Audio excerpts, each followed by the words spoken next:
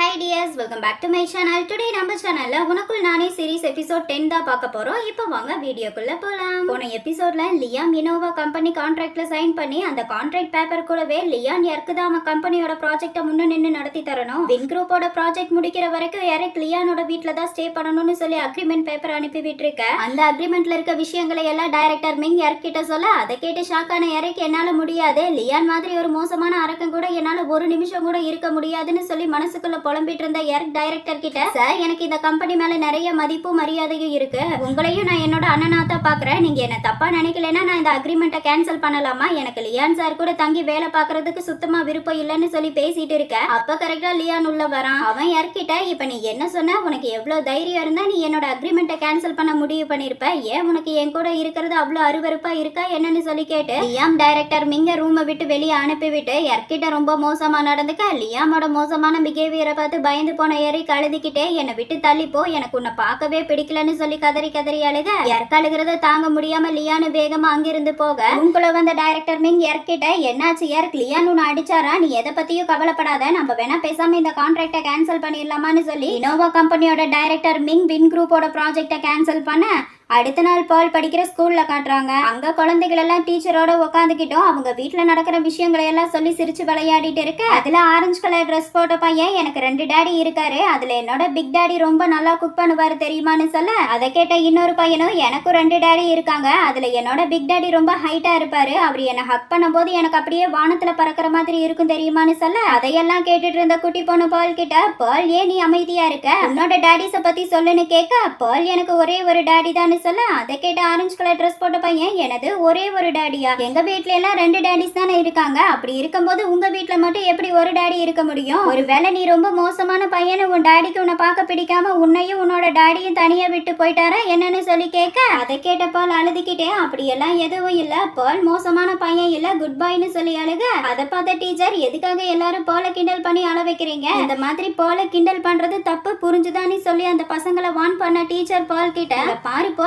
எதுக்காக நீ இப்படி அழுகிற, நான் சொல்றது அழுகாம கேளு, எல்லாரோட குடும்பமும் ஒரே மாதிரி இருக்காது, ஒரு சில வீட்ல பாத்தீங்கன்னா 2 டேடிஸ் இருப்பாங்க, ஒரு சில வீட்ல பாத்தீங்கன்னா ஒரு டாடி மட்டும்தான் இருப்பாங்க, இன்னும் ஒரு சில வீட்ல பாத்தீங்கன்னா ஒரே ஒரு மம்மி மட்டும்தான் இருப்பாங்க, இப்படி குடும்பம் மாறுபட்டு இருந்தாலும் அவங்க எல்லாருக்கும் காமனா இருக்க ஒரே விஷயம் அன்பு தான், எர்க்கப்பா உன் மேல எந்த அளவுக்கு அன்பு வச்சிருக்காரோ அப்படி புரிஞ்சுதான்னு சொல்ல, பால் அழுதுகிட்டே கியூட்டா, ஆமா பப்பா என் மேல அதிகமான அன்பு வச்சிருக்காரு, அதே மாதிரி பால் பப்பா மேல அதிகமான அன்பு வச்சிருக்கேன்னு சொல்ல, அதை கேட்ட டீச்சர் பால் கிட்ட, பால் ரொம்ப நல்ல பையன், அதனால அவன் அழுகாம அவன் ஃப்ரெண்ட்ஸ் கூட சேர்ந்து ஜாலியா விளையாட போறான்னு சொல்லி டீச்சர் பால சமாதானப்படுத்த இங்க எர்க்கோட ஆபீஸ்ல காட்டுறாங்க. லஞ்ச் பிரேக்ல எர்க் அவன் ஃப்ரெண்ட்ஸோட கம்பெனி கேண்டீன்ல ஒன்னா உட்காந்து சாப்பிட்டு இருக்க. எர்க்கோட ஒர்க் பண்ற ஃப்ரெண்டு எர்க் கிட்ட, ஆமா எர்க், வின் குரூப்போட சேர்மேன் நம்ம கம்பெனி கான்ட்ராக்ட்ல சைன் பண்ணிட்டதா கேள்விப்பட்டனே, அது உண்மையானு சொல்லி கேட்க, எர்க் ஆமா உண்மைதான், ஆனா நம்ம கம்பெனி சேர்மேன் அந்த ப்ராஜெக்டை கேன்சல் பண்ணிட்டாருன்னு சொல்ல, அதை கேட்டு ஷாக்கான அந்த பொண்ணு, எனது கான்ட்ராக்டை கேன்சல் பண்ணிட்டாரா, எதனால கேன்சல் பண்ணாரு, அந்த ப்ராஜெக்ட் நம்ம கம்பெனிக்கு கிடைக்கிறது மூலமா நம்ம கம்பெனிக்கு லாபம் அதிகம் கிடைக்கும், அது நம்ம கம்பெனிக்கு நல்லது தானே, இது தெரிஞ்சு எதுக்காக சேர்மேன் இந்த கான்ட்ராக்டை கேன்சல் பண்ணாருன்னு சொல்லி கேட்க,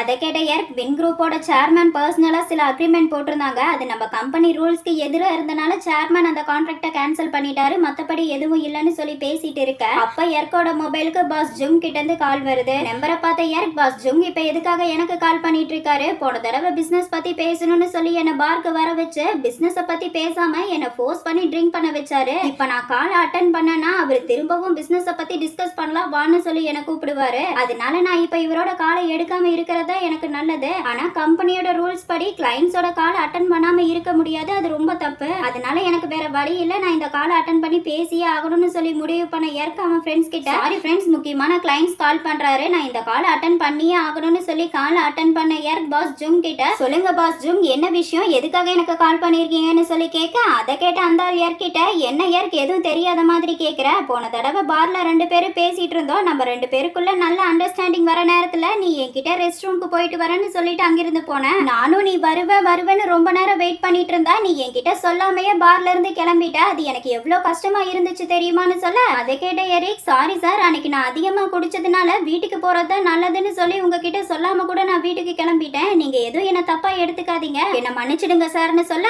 அதை கேட்ட ஜுங், என்னால உன்னோட மன்னிப்பை ஏத்துக்க முடியாது, ஏன்னா நான் உன்னால அதிக மன உளைச்சலுக்கு ஆளாயிருக்கேன், நீ நிஜமாவே மனசார என்கிட்ட மன்னிப்பு கேட்கிறேன்னா அப்ப இன்னைக்கு நைட்டு 6 மணிக்கு என் வீட்டுக்கு டின்னர் டின்னருக்கு தனியா வரணும். அப்படி நீ தனியா வந்தீனா நான் உன்னோட மன்னிப்பை ஏத்துக்கிறேன்னு சொல்ல அதை கேட்டு ஷாக்கான எரிக், இந்த பாண்டா கரடி இப்ப என்ன பிளான் பண்ணிருக்கோம் தெரியலையே, இவன் கிட்ட தனியா போய் நம்ம சிக்கிர கூடாது, அதனால முடியாதுன்னு சொல்லிட வேண்டியதுதான். அது மட்டும் இல்லாம இன்னைக்கு ஈவினிங் 6 மணிக்கு நான் போலோட ஸ்கூலுக்கு போய் அவனை கூட்டிட்டு வரணும். இவனுக்காக என்னோட போல தனியா விட முடியாதுன்னு சொல்லி முடிவு பண்ண எர்க் ஜோங் கிட்ட, சாரி சார், இன்னைக்கு ஈவினிங் 6 மணிக்கு என்னால உங்க வீட்டுக்கு வர முடியாதுன்னு சொல்ல அதை கேட்ட ஜோன், என்ன இப்படி சொல்ற, உங்க கம்பெனில கிளைண்ட்ஸ் நடத்துற லட்சணம் இதுதானா, உன்னோட முடிவு இதுதானா, நான் உன்னோட கம்பெனி சேர்மேனுக்கு கால் பண்ணி அவங்க கம்பெனில ஒர்க் பண்ற எம்ப்ளாயிஸ் அவங்க கிளைண்ட்ஸ் கிட்ட ரொம்ப ரூடாவும் மரியாதை இல்லாமையும் நடந்துக்கிறாங்கன்னு சொல்லிடுறேன். ஒருவேளை நான் அப்படி சொல்ல கூடாதுன்னு நீ நினைச்சீனா இன்னைக்கு நைட்டு 6 மணிக்கு என் வீட்டுக்கு தனியா வா, அங்க வச்சு நம்ம பிசினஸ் பத்தி டிஸ்கஸ் பண்ணுவோம்னு சொல்ல அதை கேட்ட யாருக்கும் வேற வழி இல்லாம சரி நான் வரேன்னு சொல்ல அதை கேட்டு ஹாப்பியான ஜோன், இப்படித்தான் புத்திசாலித்தனமா நடந்துக்கணும், சரி இன்னைக்கு ஈவினிங் பார்க்கலாம்னு சொல்லி காலை கட் பண்ண பாண்டா கரடி சிரிச்சுக்கிட்டே, இந்த தடவை இவன் இங்க வந்தானா நான் இவனை முழுசா சொந்தமாக்கிக்காம விட மாட்டேன்னு சொல்லி பாண்டா மாஸ்டர் பிளான் போட்டுட்டு இருக்க. காலை கட் பண்ண எர்க் சோகமா இருக்கிறத பார்த்து அவனோட ஃப்ரெண்ட்ஸ், என்னாச்சு எர்க், யார் கால் பண்ணது, ஏன் திடீர்னு உன் முகம் இப்படி வாடி போச்சுன்னு சொல்லி கேட்க, எர்க் பாஸ் ஜுங் தான் கால் பண்ணியிருந்தாரு, அவர் பிசினஸ் பத்தி டிஸ்கஸ் பண்ணணும், அதனால இன்னைக்கு ஈவினிங் 6 மணிக்கு அவரோட வீட்டுக்கு என்ன தனியா வர சொல்லியிருக்காருன்னு சொல்ல அதை கேட்டு கடுப்பான எர்க்கோட ஃப்ரெண்டு, அந்த வழுக்கு மண்டையும் கெலுட்டு நாய் நம்மள ரொம்பவே எரிச்சல் படுத்துறான், நம்மளோட ஒர்க்கிங் டைம் 6 மணிக்கு முடிஞ்சதுங்கிறது தெரிஞ்சோ எதுக்காக அவன் உன்னை 6 மணிக்கு மேல பிசினஸ் பத்தி டிஸ்கஸ் பண்ணணும்னு சொல்லி அதுவும் தனியா வீட்டுக்கு வர சொல்லணும், எனக்கு என்னமோ அந்த வழுக்கு மண்டையும் ஏதோ பிளான் பண்ற மாதிரி இருக்கு, பார்த்து கவனமா இருன்னு சொல்ல அதை கேட்ட எர்க்கு என்ன பண்றது, அந்த ஆள் நம்ம கஸ்டமர் ஆச்சே, அதனால அவர் சொல்ற நேரத்துக்கு நம்ம போய் தானே ஆகணும், அதை விட்டா நமக்கு வேற வழி இல்லையேன்னு சொல்லி முடிவு பண்ண எர்க், நான் முதல்ல என்னோட சிஸ்டர் இமாக்கு மெசேஜ் பண்ணி இன்னைக்கு பால ஸ்கூல்ல இருந்து வீட்டுக்கு கூட்டிட்டு வர சொல்லணும், இப்பெல்லாம் நான் என்னோட சிஸ்டர் எமாக்கு அதிகமா வேலை கொடுக்கற மாதிரி இருக்குன்னு சொல்லி எர்க் அவனோட சிஸ்டருக்கு மெசேஜ் சென்ட் பண்ணிவிட்டு மனசுக்குள்ள, இன்னைக்கு 6 மணிக்கு பால நான் பார்க்குக்கு கூட்டிட்டு போறதா அவனுக்கு ப்ராமிஸ் பண்ணிருந்தேன், ஆனா என்னால அந்த ப்ராமிஸை காப்பாற்ற முடியல, அதனால என் பையன் கண்டிப்பா கஷ்டப்படுவான்னு சொல்லி எர்க் ஃபீல் பண்ணிட்டு இருக்க. அன்னைக்கு ஈவினிங் லியான் எர்க்க பாக்குறதுக்காக இனோவா கம்பெனிக்கு வந்துட்டு இருக்க. லியாமோட மேனேஜர் லியான் கிட்ட, இங்க பாருங்க டைரக்டர் சார், இந்த தடவை எர்க் கிட்ட ரொம்ப மோசமா நடந்துக்காம சாஃப்டா நடந்துக்கோங்க, அவர்கிட்ட சாஃப்டா பேசி நீங்க போட்ட அக்ரிமெண்ட்ல சைன் வாங்குற வழிய பாருங்க, உங்களுக்கு இதை விட்டா வேற வழி இல்ல, நீங்க திரும்ப திரும்ப அவரை மோசமா நடத்திட்டு இருந்தீங்கன்னா அவருக்கு உங்க மேல பயம்தான் வரும், உங்க கூட இருக்கும் போது பாதுகாப்பான உணர்வு ஏற்படாது, அதனால கண்டிப்பா அவரு நம்ம அக்ரிமெண்ட்ல சைன் பண்ண மாட்டாரு, அதுவே நீங்க அவரோட வார்த்தைகளுக்கு முக்கியத்துவம் கொடுத்து அவரோட தேவை என்னங்கறத கேட்டு அதுபடி நீங்க நடந்துக்க சம்மதிச்சா அவரு கண்டிப்பா நம்ம அக்ரிமெண்ட்ல சைன் பண்ணிடுவாரு, எதுக்காக அவரு உங்களை விட்டு பிரிஞ்சு போனாருங்கிற உண்மையும் உங்ககிட்ட சொல்லிடுவாரு. என்ன சார் நான் சொல்றது உங்களுக்கு புரிஞ்சுதான்னு சொல்லி கேட்க, ஐயாம் அதெல்லாம் எனக்கு புரிஞ்சுது, இது நான் எர்க்குக்கு தர கடைசி சான்ஸ், அது மட்டும் இல்லாம 5 வருஷத்துக்கு முன்னாடி எந்த காரணத்துக்காக எர்க்கி என்னை விட்டு பிரிஞ்சு போனாங்கிற உண்மையை நான் தெரிஞ்சுக்கிட்டே ஆகணும், ஏன்னா 5 வருஷத்துக்கு முன்னாடி எர்க்கி என் மேல உயிரையே வச்சிருந்தான், இப்படி அன்போடையும் காதலோடையும் இருந்தவன் எப்படி என்ன பிரிஞ்சு போக முடிவு பண்ணான்னு நான் தெரிஞ்சுக்கிட்டே ஆகணும்னு சொல்லிக்கிட்டே ஏன் மினோவா கம்பெனிக்குள்ள வந்துட்டு இருக்க. அப்பா வாய்ஸ் ஓவர்ல எர்க்க அவனை விட்டு பிரிஞ்சு போனதை நினைச்சு கோபத்துல இருக்க லியானுக்கு, அவன் பிரிஞ்சு போனதுக்கான முழு காரணமே இவன் தாங்கிற உண்மை தெரிஞ்சா இவனோட நிலைமை என்னவா இருக்கும், எரிக் லியான் மேல வச்சிருக்க உண்மையான காதல்னாலதான் அவனை விட்டு பிரிஞ்சு போக முடிவு பண்ணாங்கிற உண்மை எப்பதான் லியானுக்கு தெரிய வருமோ தெரியலன்னு சொல்லி வாய்ஸ் ஓவரை முடிக்க, ஆபீஸ்குள்ள வந்த லியான் ஒர்க் பண்ணிட்டு இருக்க பொண்ணு கிட்ட, எர்க்கேங்க நான் எர்க்க பாக்கணும்னு சொல்லி கேட்க அதை கேட்டு அந்த பொண்ணு திரும்பி லியான் கிட்ட, சார் இன்னைக்கு எரிக் சீக்கிரமாவே ஆபீஸ்ல இருந்து கிளம்பிட்டான்னு சொல்லிட்டு இருக்க. அப்ப கரெக்டா அங்க 2 பொண்ணுங்க எர்க்க பத்தி பேசிட்டு இருக்க. அந்த பொண்ணுங்க என்ன பேசுறாங்கங்கறத கேக்குற ஆர்வத்துல லியான் இந்த பொண்ணு பேசுறத காதுல கூட வாங்கிக்காம நேரா அந்த பொண்ணோட பக்கத்துல போய் நிக்க, பின்னாடி வந்து ஒரு ஆள் நிக்கிறது கூட தெரியாம அந்த பொண்ணுங்க தீவிரமா எர்க்க பத்தி பேச ஆரம்பிக்க, அதுல ஒரு பொண்ணு, எனது பாஸ் ஜோங் எர்க் தனியா வீட்டுக்கு வர சொல்லி இருக்காரா, அந்த வக்ரம் பிடிச்ச சொட்ட தலையனுக்கு இந்த மாதிரி சின்ன பசங்கனாலே ஆர்வம் அதிகம், இவன மாதிரி ஒருத்தங்கிட்ட போய் எர்க் மாட்டிக்கிட்டானேன்னு சொல்ல அதை கேட்டு அவளோட ஃப்ரெண்டு, போன தடவையும் இப்படித்தான் பிசினஸ் பத்தி டிஸ்கஸ் பண்ணணும் பாருக்கு வான்னு சொல்லி எர்க்க பாருக்கு வர வச்சு அவனை ஃபோர்ஸ் பண்ணி குடிக்க வச்சிருக்கான், ஆனா அன்னைக்கு எப்படியோ எர்க்க அவன்கிட்ட இருந்து தப்பிச்சுட்டான், ஆனா இன்னைக்கு எர்க்குக்கு என்ன நடக்குமோ ஏது நடக்குமோ நினைக்கும் போது எனக்கு ரொம்ப பயமா இருக்குன்னு சொல்லி 2 பேரும் பேசிட்டு இருக்க. அவங்க பேசினதையெல்லாம் கேட்ட லியாம் அந்த பொண்ணு கிட்ட, பாஸ் ஜுங்கோட வீடு எங்க இருக்கு சொல்லுன்னு கேட்டு அட்ரஸ் வாங்கின லியான் வேகமா அங்கிருந்து கிளம்ப, இங்க பாஸ் ஜுங் வீட்ல காட்டுறாங்க,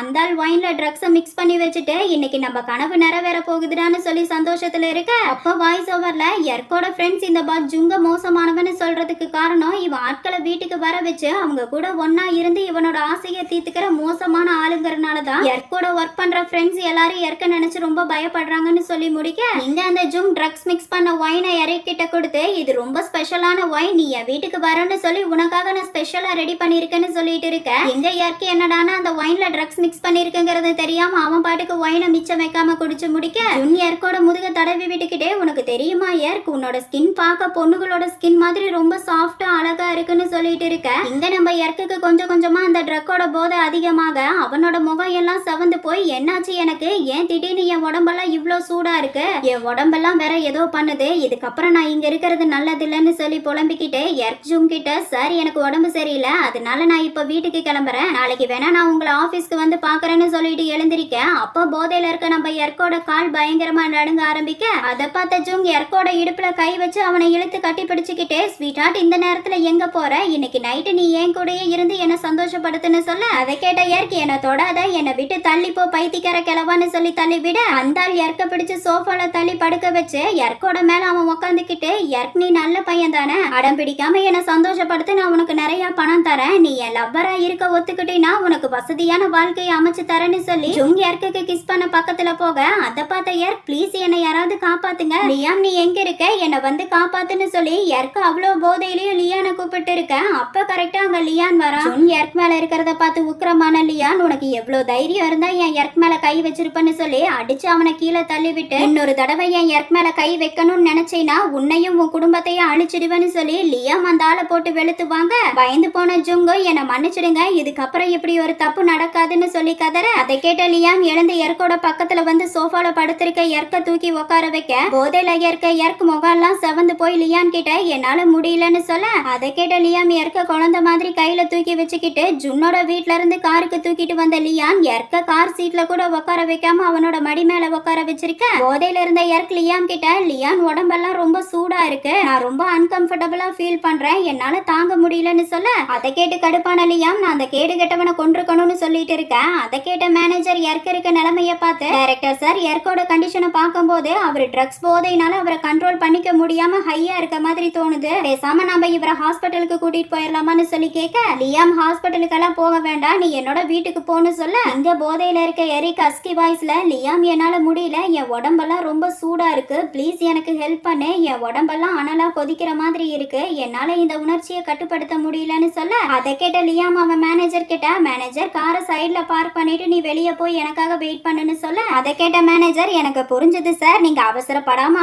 அமர உங்க வேலையை சிறப்பா முடிச்சுட்டு என்ன கூப்பிடுங்கன்னு சொல்லி காரை விட்டு கீழே இறங்கின மேனேஜர், இப்பெல்லாம் ஆபீஸ் ஒர்க்கை விட எனக்கு இந்த மாதிரி ஒர்க் தான் அதிகம் இருக்கு, அதனால பாஸ் கிட்ட சொல்லி என்னோட சம்பளத்தை அடுத்த மாசத்துல இருந்து அதிகப்படுத்த சொல்லணும், கடைசியில என்னையும் பாஸ் இந்த மாதிரி ஒரு வேலையை பார்க்க வச்சுட்டாரு, சரி இவர் வேலையை முடிக்கிறதுக்குள்ள நாம போய் ஒரு காஃபி குடிச்சிட்டு வருவோம்னு சொல்லி புலம்பிக்கிட்டே மேனேஜர் அங்கிருந்து போக, எங்க காருக்குள்ள எர்க்கையும் லியாமையும் காட்டுறாங்க. எர்க் போதையில, லியாம் ப்ளீஸ்னு சொல்லி கேட்க, லியாம் எர்க்கிட்ட, நீ இப்ப என்ன கேக்குறேன்னு தெரிஞ்சுதான் கேக்குறியான்னு சொல்லி போதையில தவிச்சிட்டு இருக்க எர்க்கிட்ட லியாம் கேட்க, அப்ப திரும்பவும் வாய்ஸ் ஓவர்ல, இந்த நிமிஷம் போதையில இருக்க எர்க்குக்கு 5 வருஷத்துக்கு முன்னாடி இருந்த அவனோட அன்பான மென்மையான லியாம் ஞாபகத்துக்கு வர, அவன் ஒவ்வொரு நைட்டும் லியாம நினைச்சு ஏங்குனதையும் ஒவ்வொரு நாளும் எர்க் லியாம நினைச்சு வேதனைப்பட்டதையெல்லாம் நினைச்சு பார்த்துட்டு இருந்த எர்க் லியாம பார்த்து, லியாம் நிஜமாவே இது நீ தானா, நான் உன்னை ரொம்ப மிஸ் பண்ண தெரியுமான்னு சொல்ல, அதை கேட்ட லியாம், நீ போதையில இப்படி பேசிட்டு இருக்கன்னு நினைக்கிறேன், நான் ஒன்னும் நீ நேசிக்கிற லியாம் இல்ல, நீ வெறுக்கிற லியாம்னு சொல்ல, அதை கேட்டுட்டு இருந்த நம்ம எர்க்குக்கு ட்ரக்ஸோட போதை அதிகமாக ஆக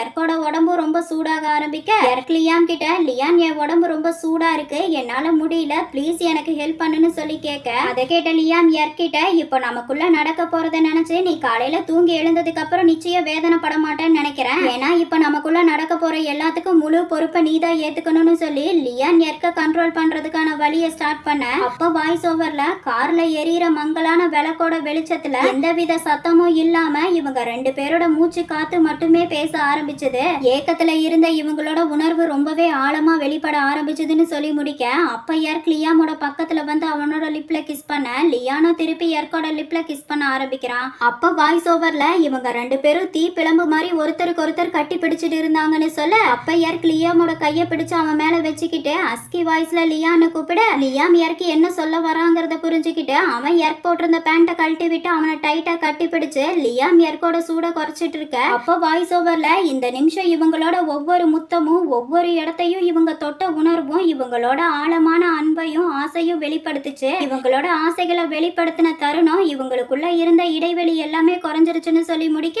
இங்க லியாம் கார்லயே எர்க்கோட ஒன்னா இருந்து அவனோட ஹீட்டை குறைச்சு லியாம் தூங்கிட்டு இருக்க எர்க்க அவனோட வீட்டுக்கு கூட்டிட்டு வந்து பெட்ல படுக்க வச்சு எர்க்கோட பக்கத்துல உட்காந்துக்கிட்டு அவனோட தலையை கோதி விட்டுக்கிட்டே, நான் உன்னை ரொம்ப மிஸ் பண்ண, நீ எதுக்காக என்னை விட்டு போனா போலாங்கிற காரணத்தை எதுக்காக நீ என்கிட்ட சொல்ல மாட்டேங்கிற? இங்க பாரு ஏர்க், இதுக்கப்புறம் நீ எங்கேயும் போகாத. நீ என் பக்கத்திலேயே இரு. நீ என் பக்கத்துல இருந்து என்னை வெறுத்தாலும் சரி, என்னை எதிர்த்தாலும் சரி, எனக்கு அதை பத்தி எந்த கவலையும் இல்ல. நீ என் கூட இருந்தா எனக்கு அதுவே போதும்னு சொல்லி மயக்கத்துல இருக்க எரிக் கிட்ட லியாம் புலம்பிட்டு இருக்க. இதோட உனக்குள் நானே சீரிஸ் எபிசோட் 10 கம்ப்ளீட் ஆகுது. உங்களுக்கு என்னோட வீடியோ பிடிச்சிருந்தா லைக் பண்ணுங்க, ஷேர் பண்ணுங்க, கமெண்ட் பண்ணுங்க. மறக்காம என்னோட சேனலை சப்ஸ்கிரைப் பண்ணிக்கோங்க. ஓகே டியர்ஸ், நெக்ஸ்ட் வீடியோல பார்க்கலாம்.